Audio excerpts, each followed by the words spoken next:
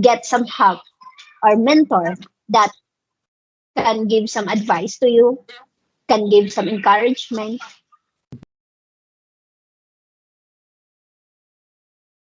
I make ways. I don't have opportunity because I mean I tried to audition in my acting talent, but I failed. So I find ways. We will talk about confidence, skills, passion, and career. Let's welcome my guest for today, who is geologist and engineer, cycling champion in England and in Norway. He is the first British cyclist winner in Norway, Mr. George Corbin. I just want to ask you some advice about to the people who are confused of what they should choose, passion or career, or about pursuing their passion or dream, like that kind of advice or tips. Yeah, so Rose and I were actually talking a bit on this off air, and we sort of shared this image that showed four different things that people often like to consider when they're deciding what they want to do with their career and basically their full-time job. And the four things were sort of love and passion.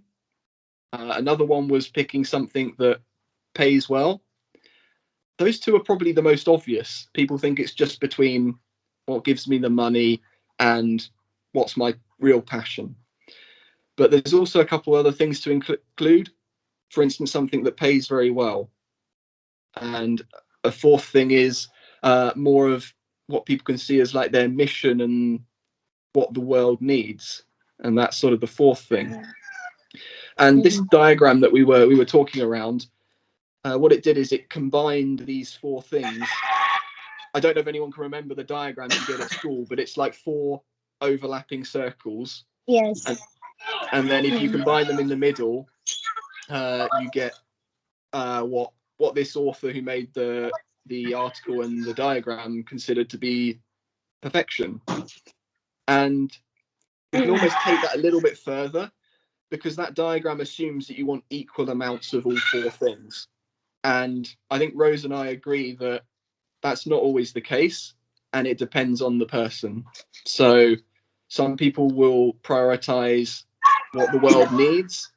For instance, in modern times, they may be very concerned with something like climate change or ending world poverty or another thing.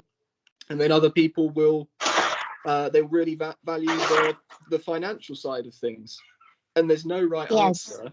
I think Rose and I just encourage you to think about this, to spend some time and to do it as early as possible. So when you're, maybe you're still a teenager or a very young adult, you naturally want to simplify this. And so I can remember myself as a young adult, I think I would use both what I like and also what pays well. And part of the reason you like those things as a youngster is because when you're a youngster, money is scarce. You haven't had that responsibility to have that money, so it's a big attraction. As you get older, you may change your mind, and I think a lot of people, as they get older, they realize that the money comes and goes. It's just a flow, and it's just a facilitator. It's just enabling you to do other things, and so you maybe value it less. And so a key message here is that you combine those four things: what you love, what you're good at, what pays well, what the world needs, and be prepared for that balance between those four things to change over time. If you're forced to pick one, that love and passion will quite often take care of the other things. So if your love and passion for something is strong enough, the fact that it only pays okay might mean that you can still do the job, and it may give you longevity in the job, because the amount you get paid, or even what the amount the world needs it might go up and down a bit like a wave. But if your passion stays high and stable, it can allow you to go up and down that wave and not pull out of something. And so, yeah, the main message is there's more to this discussion than you first think, and it sounds boring, but if you just put in maybe a couple of hours, like just 1 hour a week for a little bit of time, just looking at this, it's not wasted time at all, and more than likely, it will pay you back several times in satisfaction when you're older. It's a great investment of your time. Yes, you're right. Actually, because they are confused. You know, an early age, actually, we don't know what is passion is. I mean, there are people that they don't know what is passion is, or Mhm. they don't know what are their passion. But for me, passion is in you. I mean, it's inside of you, and what makes you happy, what makes you alive, what you love. It means it gives you inner energy that it can you feel energized to do to do that thing because I experienced when I was young that yeah, I love drawing, but it's just a hobby for me because I'm not good enough to draw, but I love to draw, but I didn't dream that I can be an artist, I can be a painter like that. But what inside me that makes me excited or makes me happy the most is like this kind of way, having to talk to someone, to give some advice, or acting or speech like that. It makes me happy, especially when I was in studying college. Every time we have a role play, or every time that oh the we have an activity like in speech or debate, I feel excited. Even there's no benefit, I will just stay up late just to practice, and because it makes me happy and alive to do that thing. So for me, that is passion. That is passion about. And I have a quote, or I have a sayings. This is my own saying that you can do your passion, then you can earn of that passion. Even yeah, you can pursue your passion, then you can earn doing your passion. Like it's just my advice, piece of advice, that find a way to win or do what you love. Brainstorm how you can turn this passion into profit, and just be yourself and believe in yourself that you can improve or you can achieve your goal, and trust the process. Because that is my advice for everyone who wants to pursue their dream or to pursue their passion. I hope you understand what I mean, that brainstorm how you can turn this passion into profit. So of course you're doing your passion in your earning, so it makes you alive and happy.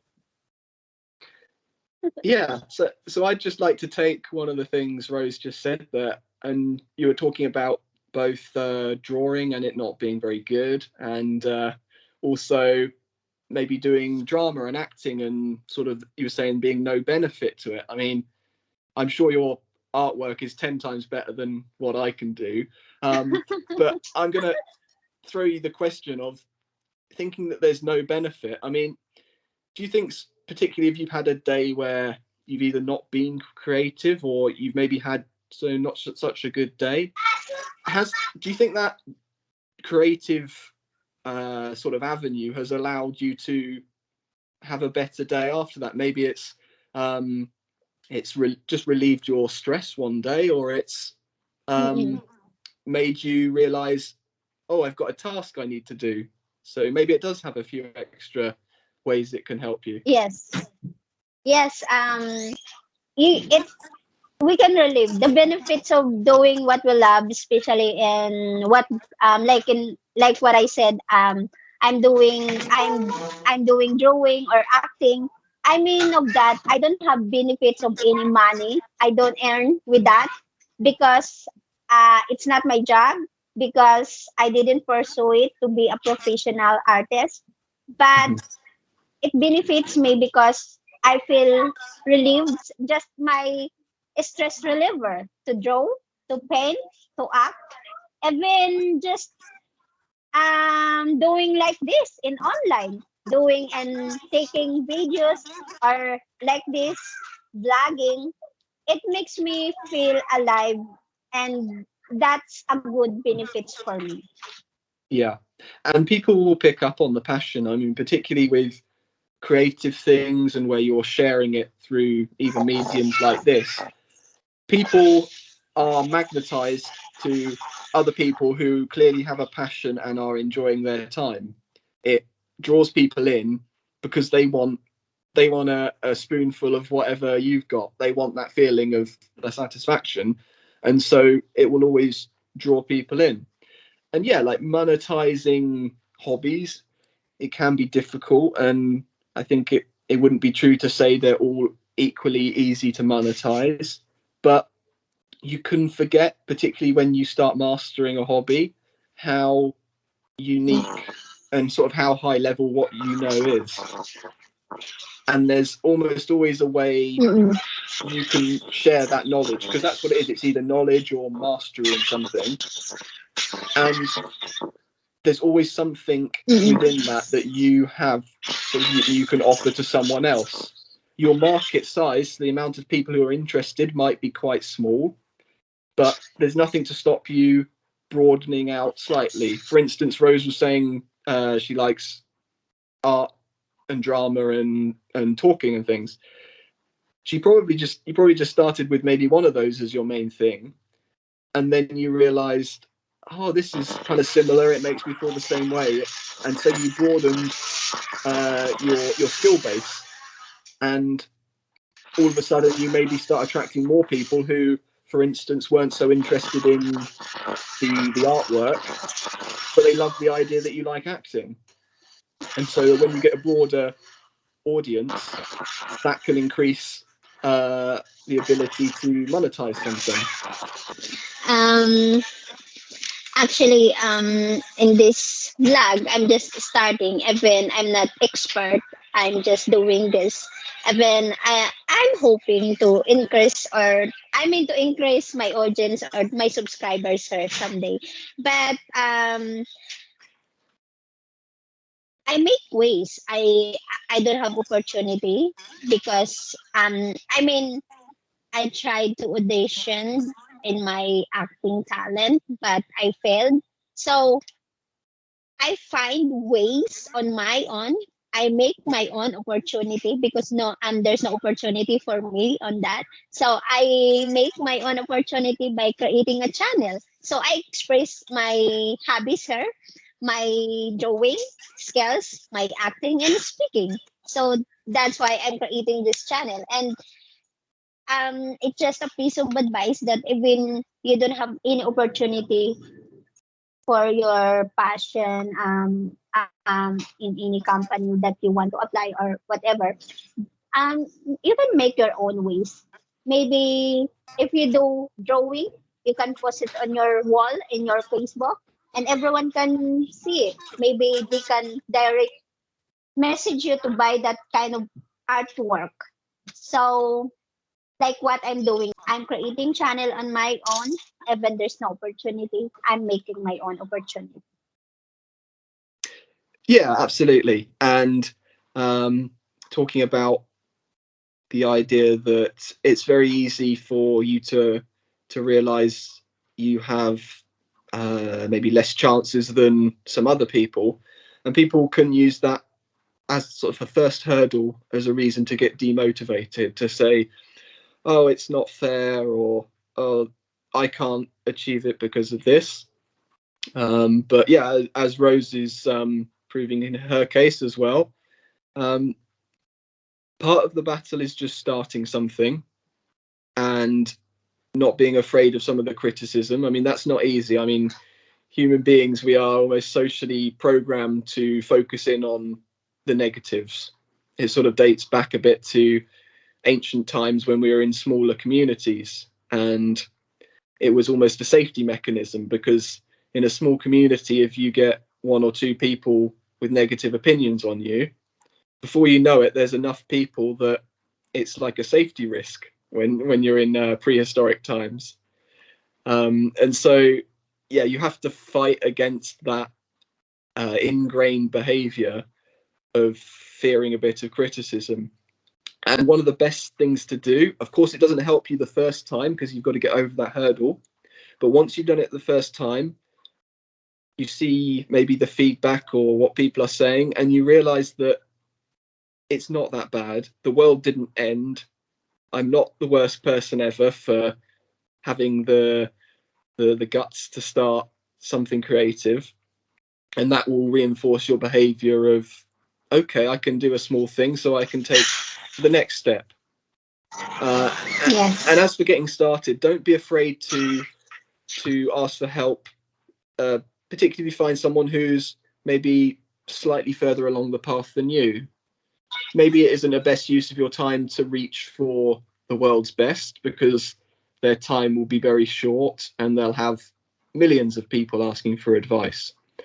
But if you can find someone who's just ahead of you, quite often they will be very welcome. They'll be flattered that someone's interested in what they're doing, and so they will quite often help you on your way. And it's a similar story. If the first person you contact doesn't contact you back or isn't interested, don't be put off. Just have an open and a sort of a positive attitude, and reach out to a few more people, and you'd be surprised who wants to help, particularly if it is a really good cause and it's been done with positive and good intentions.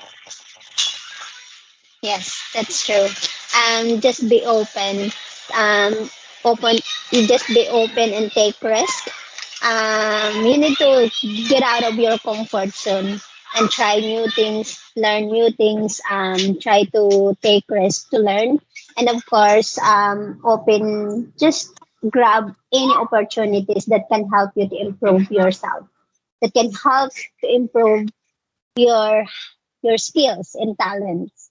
And don't, even you failed many times, just don't give up. Mhm. There's always ways, and there's always opportunities. Just believe in yourself and believe, and trust the process, like what I've said. You may get some help or mentor that can give some advice to you, can give some encouragement Mhm. to pursue what you want, to pursue what you like. Yeah, absolutely. Yeah, I was going to touch on how much of a challenging time it's been, particularly for young people, whether they're teenage, late teenage, early adult, the last few years. And um, it's always tempting to think, oh, I'm just so unlucky and there's nothing I can do about this, and this is unprecedented. And while it is true that you are quite limited, a lot of the things you can't do so much about, it's not as unprecedented as you think. If you go back in future generations, you may glaze over and get bored when parents talk about how difficult it was for them. But it's true. Yeah, difficult events have happened in the past and they will continue to happen in the future. And one thing you can control is how you react to it. And there's a reason, unfortunately, that a lot of people react negatively and maybe don't make the most of it. It's because it is the easiest thing to do. And again, it comes back to almost a safety mechanism that you would have had when life was more difficult thousands of years ago. But nowadays, that's not the case. And so it's not as difficult to survive such things. It's not a complete threat to your immediate health as a young person as such. But you will look back on, say, a difficult period, and you will remember both how you reacted to it and how you came out of it. And so I can't give anyone direct advice, and everyone has very different situations. But one person has said to me recently, and it is kind of true, that even in a tougher period, the winners keep on winning. And so I believe that has happened in this period. And you maybe shouldn't look at the details, because if you look at maybe short term, like month to month, we can all have bad periods. You need to look sort of longer term, and don't be afraid to take one step back to take two steps forward. Thank you for watching. Please like the video, comment down below some questions or additional tips or advice, and please share this video. And of course, subscribe and hit the notification bell and watch my upcoming videos. Thank you. God bless.